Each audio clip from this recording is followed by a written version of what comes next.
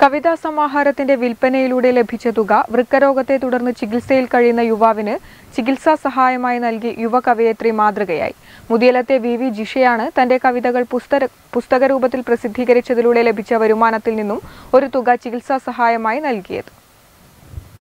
യുവകവയിത്രി Payyanur മുതിയലത്തെ V Jisha തന്റെ കവിതകൾ പുസ്തകരൂപത്തിൽ പ്രസിദ്ധീകരിച്ചതിലൂടെ ലഭിച്ച വരുമാനത്തിൽ നിന്നും ഒരു തുക ചികിത്സാ സഹായമായി വെള്ളോറയിലെ എം സുരേഷിന് നൽകി. ജിഷയും മറ്റ് 13ഓളം പുതിയ എഴുത്തുകാരും ചേർന്ന് പ്രസിദ്ധീകരിച്ച നീരദം എന്ന കവിതാ പതിപ്പ് വിറ്റുകിട്ടിയ തുകയാണ് ചികിത്സാ സഹായമായി നൽകിയത്.